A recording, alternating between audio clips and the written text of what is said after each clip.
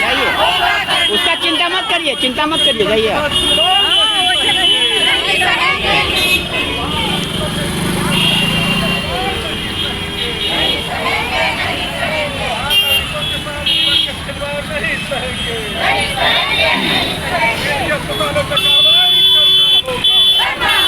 करना होगा।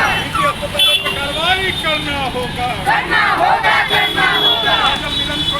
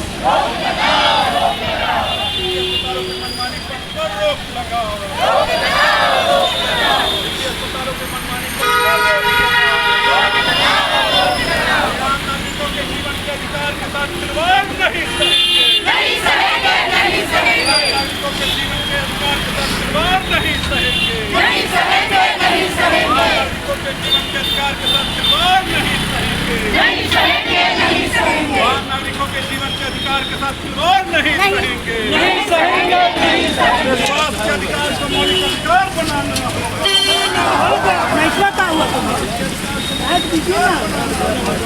खराब हो गया।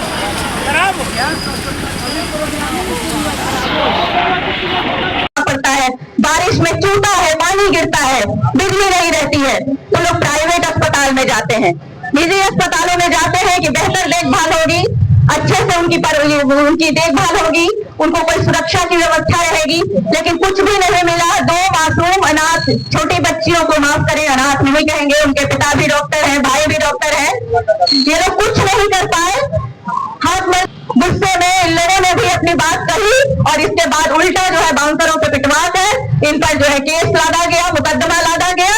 एक तरफ इन्होंने अपना आदमी खोया, अपनी बहन, अपनी पत्नी, बच्चे, माँ, जो भी था इन्होंने खोया और उसके बाद अब झूठे मुकदमे झेल रहे हैं।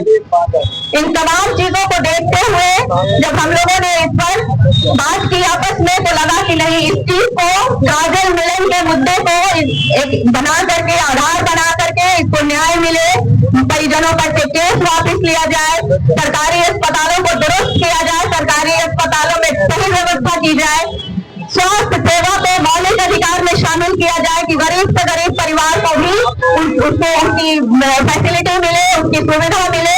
इन तमाम चीजों को प्राइवेट और निजी अस्पतालों पर अंकुश लगाया जाए। सरकार उसके लिए मानक तय करे कि जिनके पास पर्याप्त मौलिक सुविधा नहीं है वैसे अस्पतालों को बंद किया जाए, बाउंसरों को वहां अलाउ नहीं किया जाए। इन तमाम मुद्दों के साथ हम लोग अभी जिलाधिकारी से मिलने आए हैं।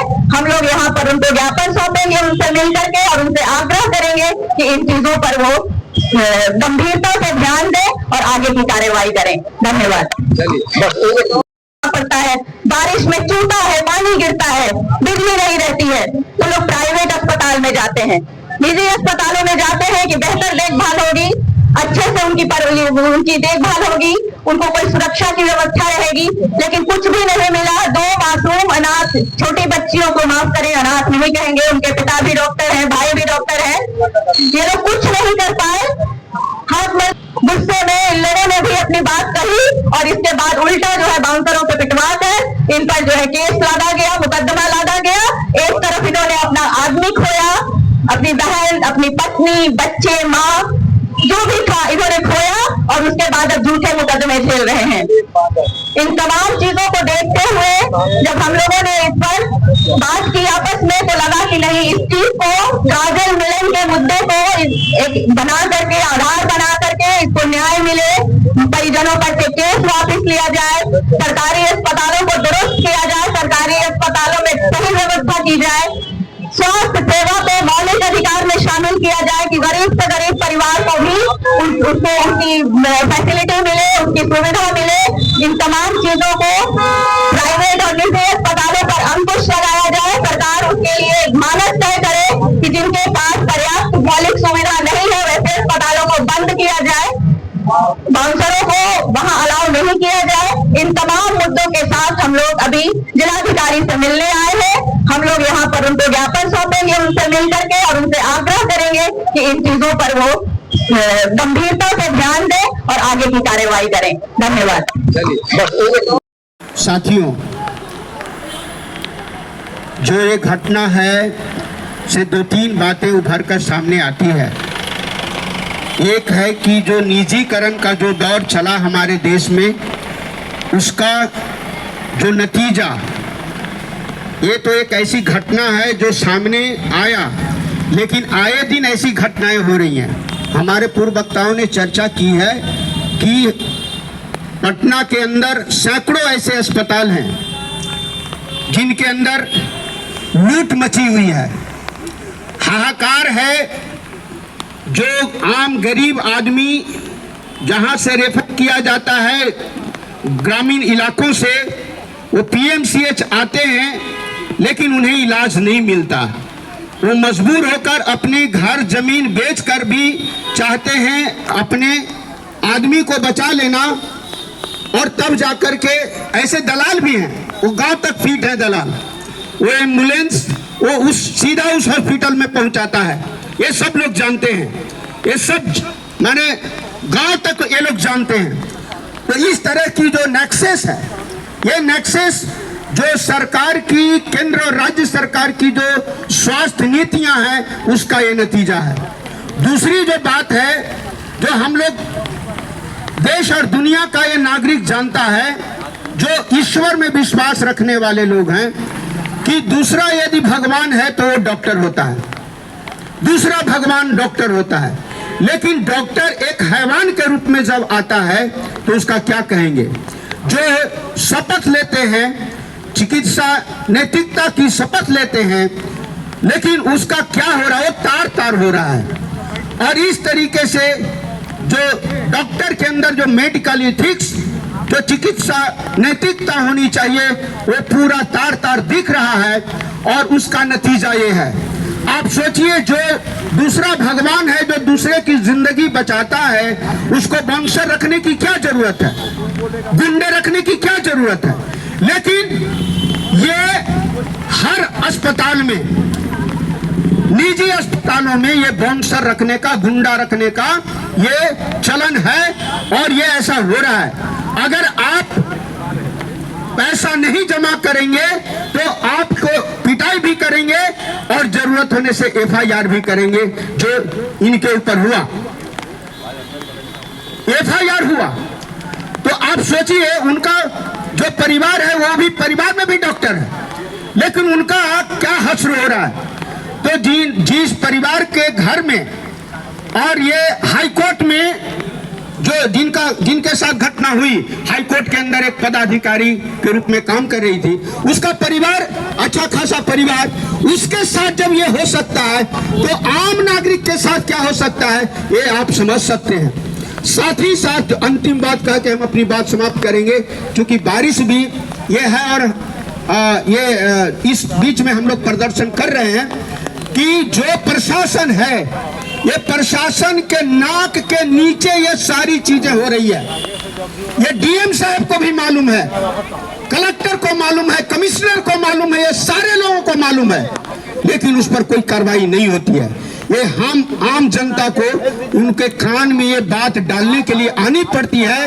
कलेक्टर साहब, डीएम साहब, ऐसा हो रहा है, ये सो मोटो नहीं लेते हैं, सो मोटो नहीं लेते हैं। ऐसी घटनाओं पर सो मोटो लेना चाहिए और इंस्पेक्शन करके उन पर कार्रवाई करनी चाहिए।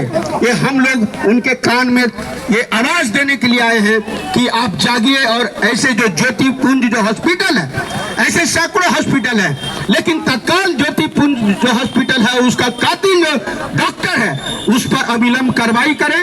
और साथ ही साथ जो पटना के अंदर और बिहार के अंदर जो चिकित्सा चिकित्सा की जो हालत है, बदतर हालत है, इसको आप दुरुस्त करें। इतना ही कहकर हम अपनी बात समाप्त करते हैं। धन्यवाद। साथियों, जो ये घटना है से दो तीन बातें उभर कर सामने आती है। एक है कि जो निजीकरण का जो दौर चला हमारे देश में, उसका जो नतीजा, ये तो एक ऐसी घटना है जो सामने आया, लेकिन आए दिन ऐसी घटनाएं हो रही हैं। हमारे पूर्व वक्ताओं ने चर्चा की है कि पटना के अंदर सैकड़ों ऐसे अस्पताल हैं जिनके अंदर लूट मची हुई है, हाहाकार है। जो आम गरीब आदमी जहां से रेफर किया जाता है ग्रामीण इलाकों से, वो पीएमसीएच आते हैं, लेकिन उन्हें इलाज नहीं मिलता। वो मजबूर होकर अपने घर जमीन बेचकर भी चाहते हैं अपने आदमी को बचा लेना, और तब जाकर के ऐसे दलाल भी हैं, वो गांव तक फीट है दलाल, वो एम्बुलेंस वो सीधा उस हॉस्पिटल में पहुंचाता है। ये सब लोग जानते हैं, ये सब माने गांव तक ये लोग जानते हैं। तो इस तरह की जो नेक्सस है, ये नेक्सस जो सरकार की, केंद्र और राज्य सरकार की जो स्वास्थ्य नीतियां हैं, उसका ये नतीजा है। दूसरी जो बात है, जो हम लोग देश और दुनिया का ये नागरिक जानता है, जो ईश्वर में विश्वास रखने वाले लोग हैं, कि दूसरा यदि भगवान है तो वो डॉक्टर होता है, दूसरा भगवान डॉक्टर होता है।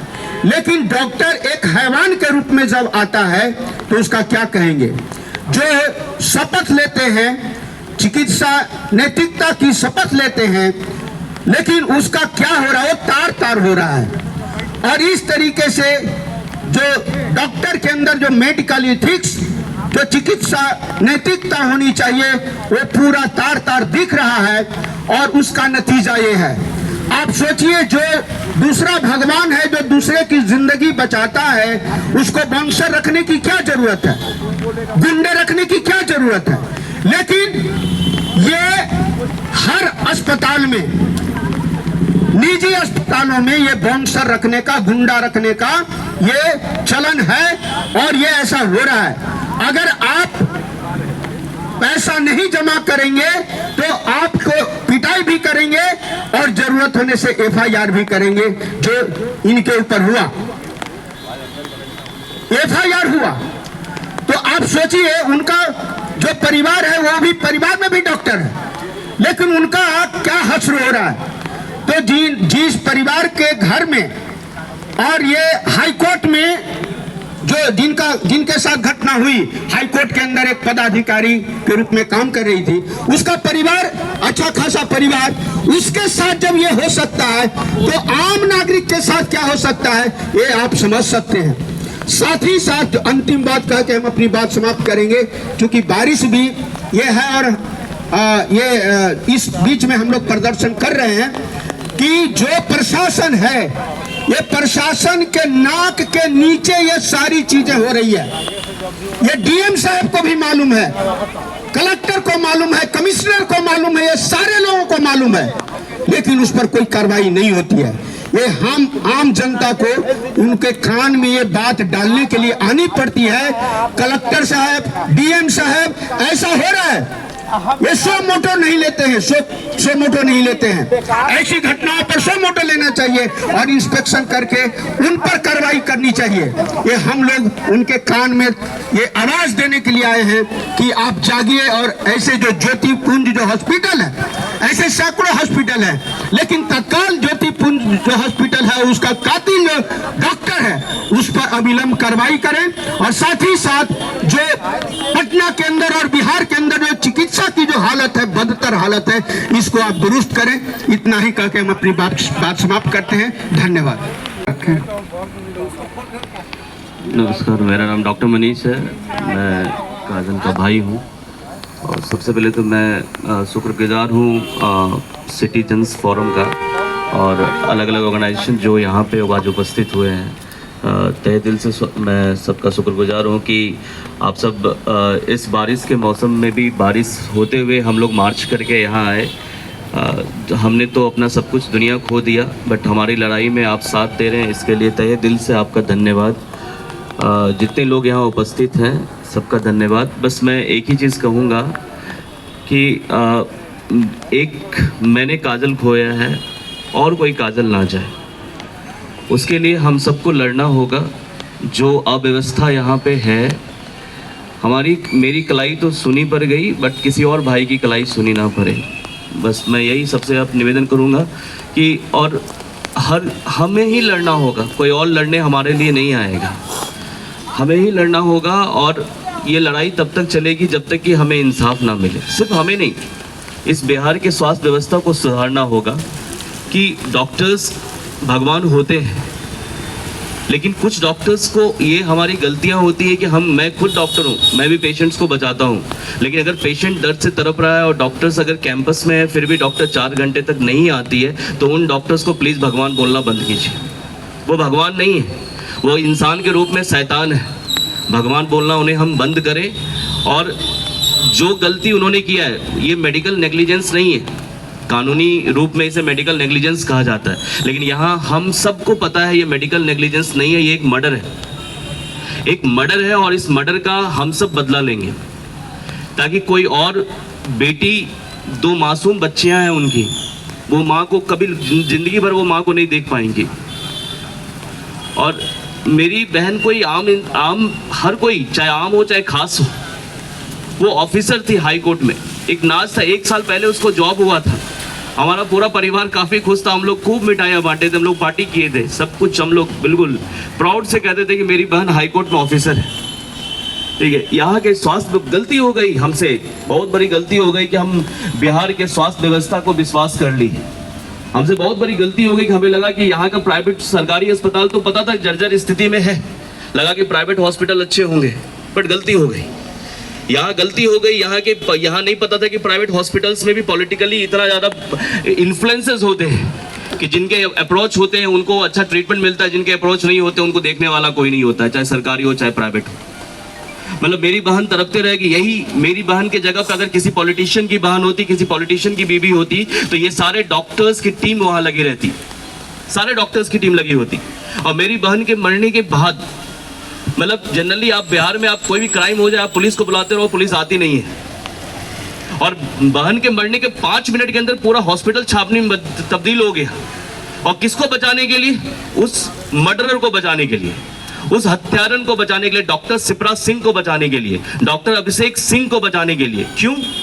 क्योंकि वो पॉलिटिकल पार्टी से अप्रोच करते हैं और हम आम इंसान हैं, तो ये पॉलिटिक्स वाले कुछ भी कर लेंगे, आम इंसान को कुछ नहीं। ये बिल्कुल अपने जूती के नोक पे समझते हैं क्या? आज हमारी बहन मरी है, कल किसी और का नंबर होगा, परसों किसी और का नंबर होगा। आज अगर हम नहीं बोलेंगे तो कोई नहीं बोलेगा, किसी न किसी को बोलना होगा। और ये जो लूट खसोट इन्होंने बना के रखा है इस हॉस्पिटल्स में, लूट खसोट बना के रखा है, इसे हमें कंट्रोल करना होगा, हमें ही आगे आना होगा। इसलिए हम सब आप सबसे निवेदन है कि हमारा साथ दें और बिहार को बदलें। हम बदलेंगे तभी बिहार बदलेगा। धन्यवाद।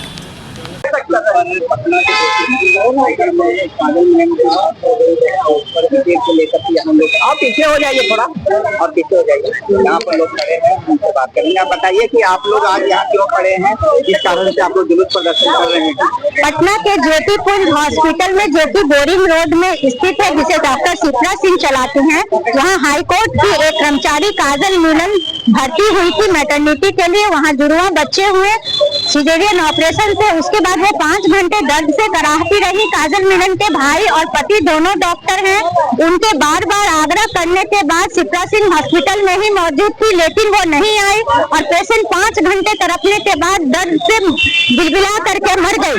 उसके बाद 40-50 बाउंसर को बुलाया गया, सिपाहियों को बुलाया गया और उनके काफी मार पिटाई की गई। जब हॉस्पिटल में परिजन रो और विलाप कर रहे थे तो शिप्रा सिंह ने 40-50 बाउंसरों को बुलाया, पूरा पुलिस प्रशासन को बुलाया, उनकी मार पिटाई की गई।